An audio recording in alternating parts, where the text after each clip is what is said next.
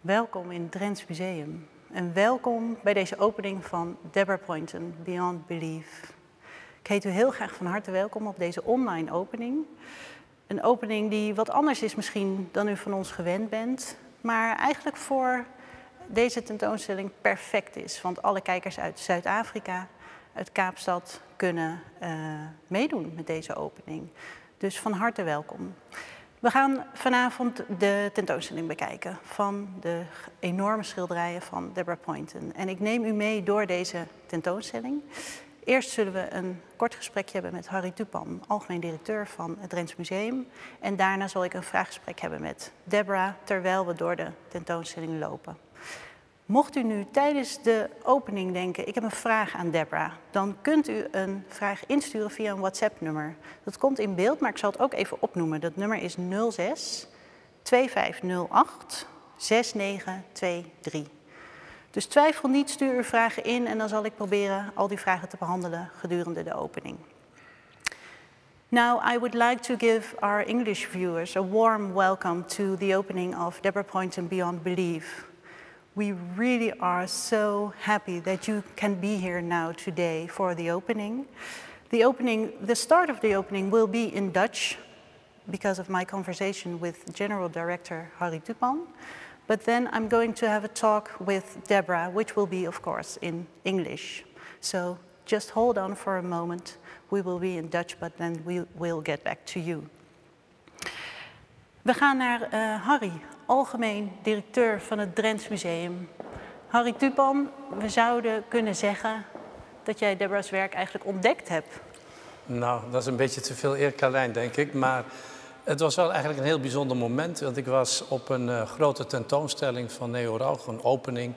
En na de tijd, dan ga je gezellig met mensen een beetje het gesprek aan. En ik ontmoette een Duitse verzamelaar. En ik vroeg hem, want wij zijn altijd op zoek naar mooie dingen, van heb je nog iets bijzonders gezien de laatste tijd? En toen toonde hij mij op zijn telefoon een prachtig schilderij wat hij recentelijk gekocht had. En dat bleek een Deborah Poynton te zijn. Op dat ogenblik voor mij onbekend. En ik was helemaal onder de indruk, had geen idee van de grootte, had geen idee van alles. Dus ik ben thuis gaan zoeken op internet en vond haar natuurlijk snel. En ook haar galerie in Zuid-Afrika, in Cape Town. En het toeval wilde dat wij op vakantie gingen naar Zuid-Afrika. En ik dacht, ik ga van de nood een deugd maken, ik ga dat mooi combineren. En toen ben ik uitgenodigd bij Stephenson Gallery om Deborah te ontmoeten en de mensen van de galerie te ontmoeten. En voor die gelegenheid hadden ze alle grote werken van Deborah. En je kunt het achter mij zien wat een enorme schaal ze hebben. Al die schilderijen werden bij elkaar gezet om mij te laten zien. En ik was helemaal onder de indruk. Want ze pasten zo goed in ons beleid. Hè? Die figuratieve kunst, dus die waarneming van de zichtbare werkelijkheid. Dat is ons uitgangspunt in ons tentoonstellingsbeleid, in ons verzamelbeleid. En de klik was goed en ik dacht van dit moeten we gewoon naar Assen halen. En nou ja, dit is eigenlijk het resultaat. En nu staan we er. Ja. En je zou eigenlijk kunnen zeggen dat het Drents Museum nu een pioniersrol vervult. Het museum introduceert het werk van Deborah Poynton in Nederland, in Europa. Want Deborah heeft nooit eerder een museale presentatie in Nederland of Europa gehad. Hoe kan dit? Ja, dat was ook wat mij frappeerde eigenlijk. Want ik dacht van nou, die heeft een enorm curriculum. En ik zag natuurlijk wat ze gedaan had in Zuid-Afrika. Dat was niet gering, maar in Europa helemaal niets. En dat vond ik natuurlijk ook interessant. En dat is de aanleiding ook van dat we haar hier nu hebben. En ik ben er ook heel erg van overtuigd dat wanneer onze bezoekers, maar ook alle vakgenoten die dit werk gaan zien, dat ze wel degelijk ook nog grote stappen in Europa gaat maken. Want dit is werk wat je gewoon moet laten zien. En ik ben heilig van overtuigd dat ze na Assen nog een hele mooie toekomst tegemoet gaat. Tot slot, Harry, we staan hier voor een ongelooflijk schilderij. Het is heel overweldigend. Het is een schilderij dat speciaal voor de tentoonstelling is gemaakt. Kun je er iets over vertellen? Ja, de plek waar we nu staan is een voormalige Abdijkerk. We staan in het koor van de toenmalige kerk. En Deborah Die heeft een prachtig retabel gemaakt, dus een altaarstuk. Hè, vroeger inklapbaar, nu gewoon aan de wand gemonteerd. En we zien eigenlijk een soort reflectie op Adam en Eva. Maar niet in de Bijbelse context. Dit is eigenlijk een gewoon menselijk verhaal waarbij hele gewone mensen staan afgebeeld. Er zijn allerlei connotaties die wel raakvlakken hebben met de Bijbel. Bijvoorbeeld de pelikaan, maar die drinkt niet uit een doopvont, maar uit een zwembadje. We zien een duivelse aap, zien we toezien op wat er allemaal gebeurt. Maar wat ik zo bijzonder vind, is dat het ontspeend is van allerlei religieuze achtergronden. Het zijn gewone mensen. En als je in zou zoomen, en dat ga ik de bezoekers ook vanzelfsprekend aanraden, zoek nou eens in op de huid van de mensen. Je ziet bijna een landschap. En dat is voor mij ook de kracht van Poynton, dat ze haar geweldige techniek in zo'n omvangrijk werk weet samen te ballen. En dat maakt haar volstrekt uniek. Dankjewel, Harry. We zien jou straks nog even terug. Harry Tupan zei het al, het is een ongelooflijk bijzonder schilderij wat we hier achter ons zien. En in de film die gemaakt is in Kaapstad over het werk van Deborah, de film die te zien is in de tentoonstelling, komt de totstandkoming van dit werk naar voren. En we laten u nu even een klein stukje uit die film zien. Why the name Beyond Belief then? I think because I'm interested in how we perceive the world. When we see, we have to believe that we're seeing this or that. We construct belief. And so my paintings always reflect that construction of belief. I'm an atheist, but I'm using the iconography of Adam and Eve and the fall, all the trappings of a Northern Renaissance altarpiece, but the meaning and the symbolism is lacking. So then, if you're operating in this vacuum of meaning, how do you make selections? So randomly, it doesn't matter what it is. When they're transformed into paint, they kind of transcend themselves. It can be a little piece of toilet paper or an orange peel, and when it's painted, it just looks sublime.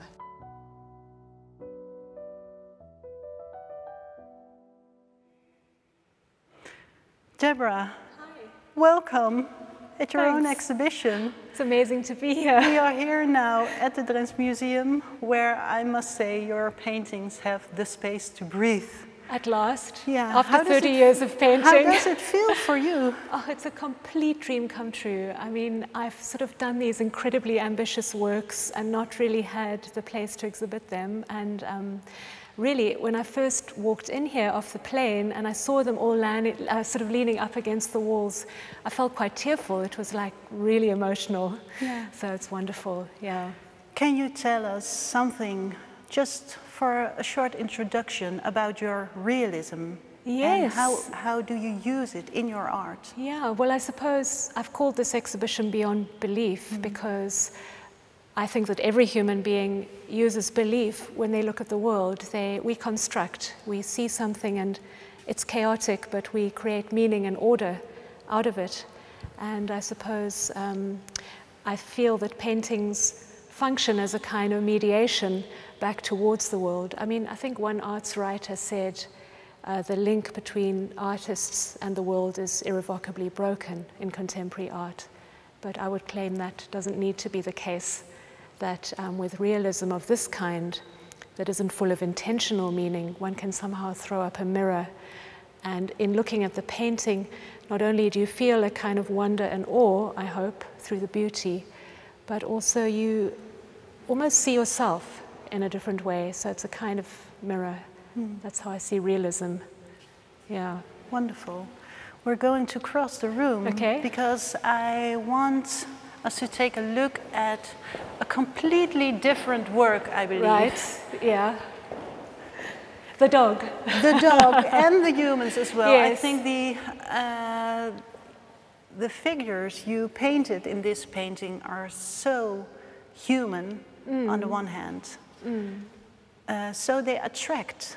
I think they're asking me in. Right. But on the other hand, they're so big, they're so Yes. large, and it's such a contrast between Yeah. the two. It's kind of hard to take a look at them properly. Yeah. I mean, I think, I feel that when we grow up, we become conscious, and it's sort of our human curse. We are no longer in the world, we are waiting, we're thinking about the future, we're analyzing the world. but we're not experiencing the world. And with painting, I want to reflect that paradox, that we're in the world, but we're not in the world. And so I want to pull you in and seduce you with beauty and with the scale and with the kind of awe. But then in the end, you're repelled also because it's quite intimate and you can't actually enter. So it's a constant push-pull experience, and it can be quite hard, I think, but I hope that through the detail and just the joyousness of the observation, that there's some redemption, yeah, even though it's not perhaps giving us the thing we all crave, which is actually complete immersion in reality, I think. Yeah. Let's take a walk through this work, because this is actually a 5-panel work. It's amazingly large. It's very, very large. And I've called it Home Away from Home, which just is referring to that longing for a place, for inclusion, for immersion. Yeah. And you want to talk about the beloved painting, which is one of my many favorites, I must say, in this exhibition. I remembered us making the film in Cape Town, which was really amazing, of course. And then this model, which is a friend of yours, she was there as well, and she took a good look at herself. Yeah. In fact, she said, "Oh, I've forgotten this one." So, I mean, I paint the same sort of 5 people all the time, and the reason for that is that these are not portraits. These are settings, they're tableaux, they're stages. And so the people in them are actors. And I feel that the more I paint the same people, the less it's about their identity. And the more open it is for the person looking to actually relate to that person. And I mean, in this painting, I also like to really play with historical references or resonances. And for example, this makes me think of perhaps The Death of Marat with that Jacques-Louis David painting, or of course Manet's Olympia. I mean, it's a little bit humorous and it's sort of relentlessly contemporary as well. I've copied Bruegel's Magpie on the Gallows at the top because I love his painting. Really because it shows humanity in nature, not about individuals, but about how we function in the world. And I think that's quite beautiful. So I like to throw out these red herrings about reference and meaning and what it could be and so on, but in the end it isn't anything. It's sort of a game. It's a reflection. But you're saying it isn't anything. Do you mind if people think it's something? Of course not. Because I think maybe in particular with this painting, people will start to wonder, is it about aging? Is it about the beauty of aging? Yes, and I mean, I feel that when I make these paintings, I know that all these questions will come up for people. And so I want to elicit the questions, but then I also want to not give the answer. You know, these are not didactic paintings, they're not political.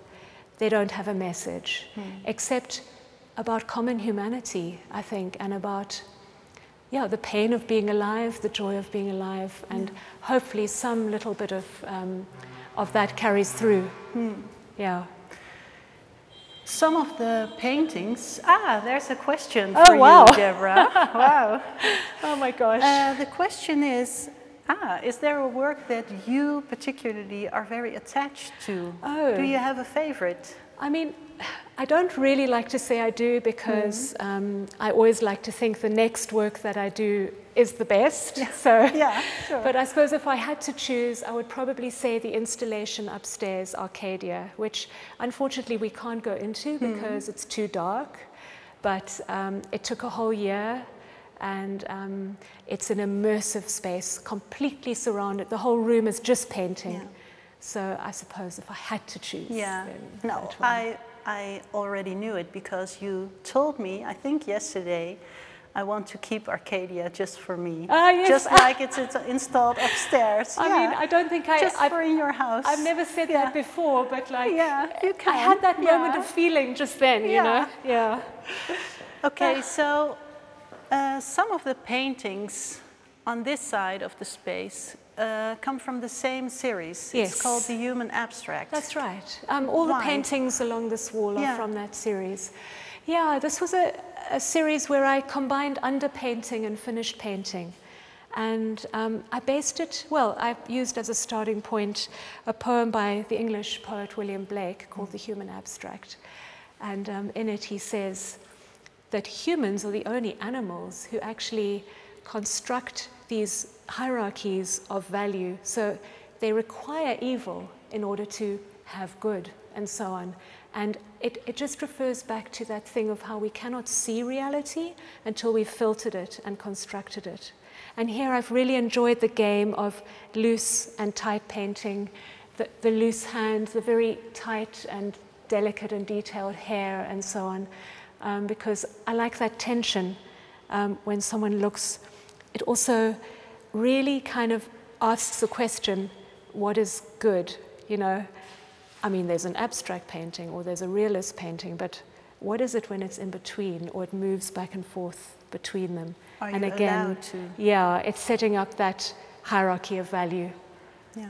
You need evil to have good. You need abstract to have realism and all this stuff. So, I mean, I'm endlessly entertained by the art world and the kind of claim of no value, but actually a lot of different, sort of value judgments, I suppose. Yeah. Zoals Deborah net al even aangaf, verstopt ze soms kleine haakjes in haar schilderijen om verhalen bij de beschouwer op te roepen. Ze zegt daarbij steeds, het is nooit mijn verhaal, maar ik zorg er wel voor dat je een eigen verhaal, dat bij je opkomt als je kijkt naar een schilderij. En over dit schilderij hebben we een filmpje over dat onderwerp. De pijn die ik hierin zie, die voel ik altijd in mijn lichaam.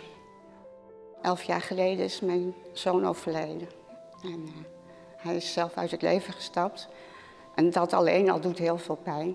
En ja, dat we moeten missen doet ook heel veel pijn. En dat gaat niet over. Dus het blijft in mijn lijf zitten en onder mijn huid, zoals ik in het gedicht ook schrijf. Het is er altijd. Onderhuids. Onderhuids kruipt de pijn vanuit mijn hart naar benen, vanuit mijn hoofd naar tenen, golvend op en neer. Gestuwd langs maag zoekt het traag dit onderhuidszeer een diepere laag.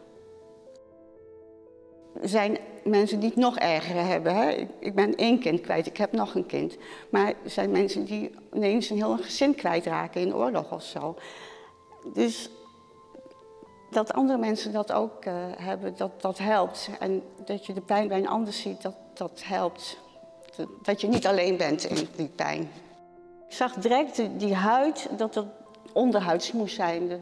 Die pijn die ik onderhuid voel. En dat zie ik hier gewoon. Zo tijdloos slijpen, de zenuwen ontwijken van tranen die langzaam de wangen doen slijten.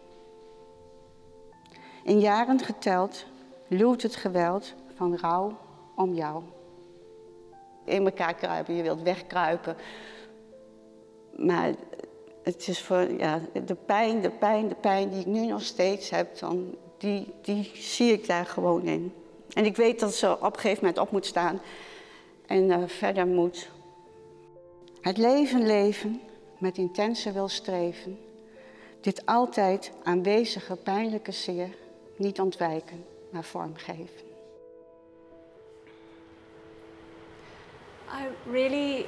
I'm incredibly touched when people respond like that to my work. I think in the end that's all that matters. The rest is just words, you know. I feel like my paintings are a sort of mirage that I fling up a veil, and if I on this side choose to put something on the painting and that person on that side looks at it and sees something and feels something, then a connection has been made. And in the end, I think all of us artists, we're just craving connection. You know, there's no art without the person looking at the art. They're an integral part of the art. And it's deeply touching when people respond in that way. So I'm grateful to her for actually opening up like that. Okay. Yeah. Okay. We've gone up now. Yeah, we're upstairs, in a completely different environment, I Yeah. must say. These paintings are so different from what Yeah. we have seen downstairs. It's such a different atmosphere, so much more light and brightness and I think air. Can you tell us a bit about these paintings? I mean, I'm really glad you chose to include some of the series, which is called Picnic. And I was interested in the idea of a painting as a piece of territory from which we can then see the world.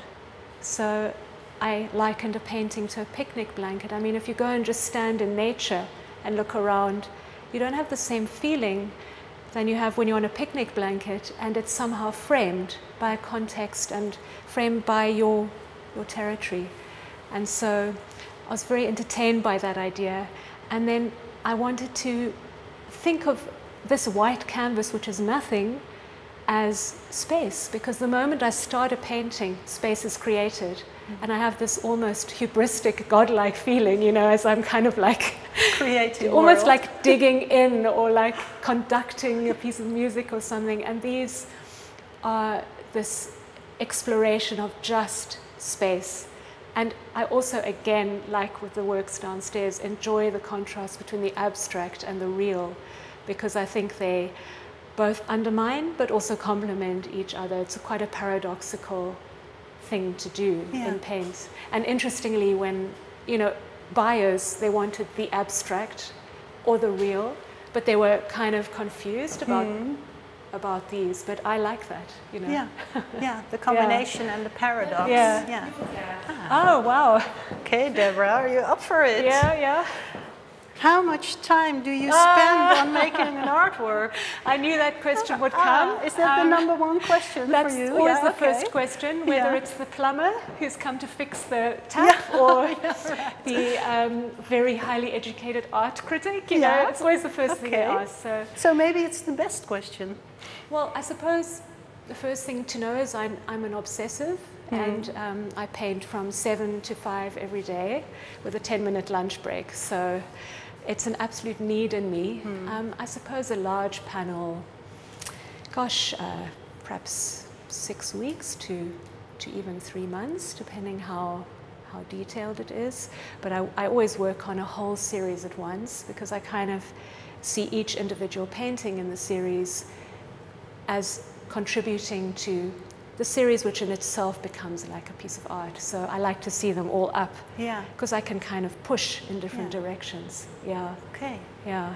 And here we can see we are standing in front of very tiny paintings. It's such a contrast between all the large works downstairs, because you do paint smaller paintings. Yeah. Well, I mean, in the second to last show, I had some really massive works, and then I did 40 small paintings, and it was such fun because I could really play and mess about, and okay, if this painting takes a week or 3 days, you can kind of just have fun. So I suppose, you know, and I also like to just tread lightly on the edge of kitsch and really poke fun at art itself, you know. I mean, again, is this good? I mean, am I allowed to like this as a piece of art, or find it entertaining, or it's not overtly ironic, you know, it's not, is it naive, or, you know, like, so I like to kind of provoke those questions, and with the smaller works, it just gives me that space to, I think the paradox, or the search for the contrast between high painting, so-called, and the kitsch, which is really below everything.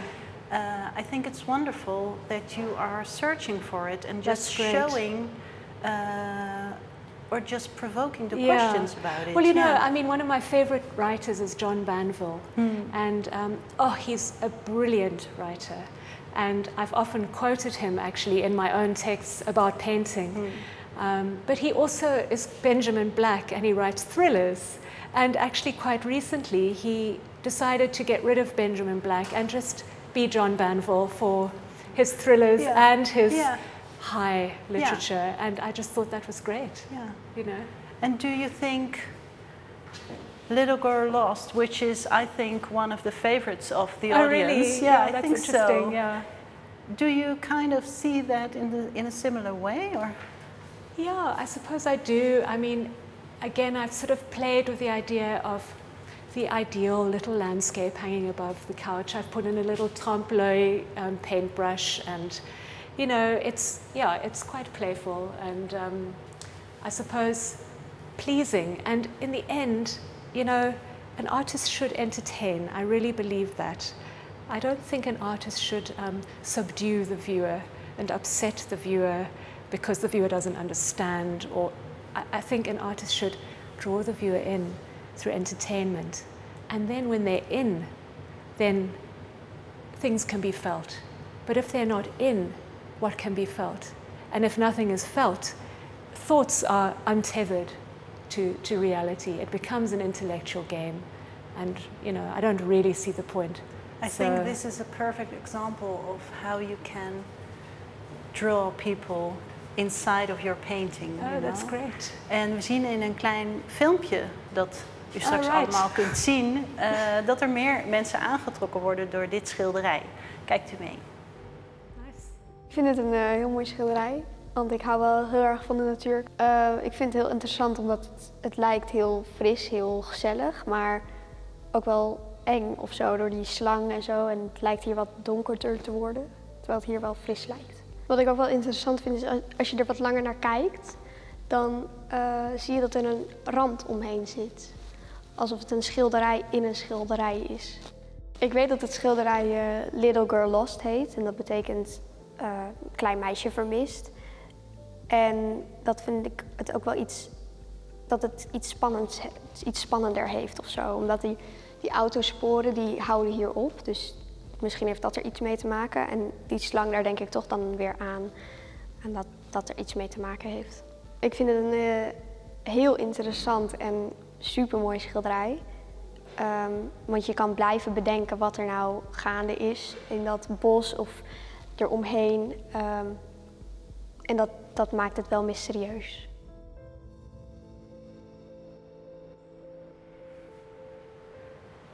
So, Deborah, we're in a completely different space now, a dark space, but before we get to that, I want to ask you another question. All right, okay. From the audience.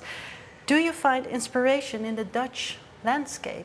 Oh, it's been wonderful this week while I've been here. I mean, I'm fascinated by the flat landscape and then just this immensity of sky.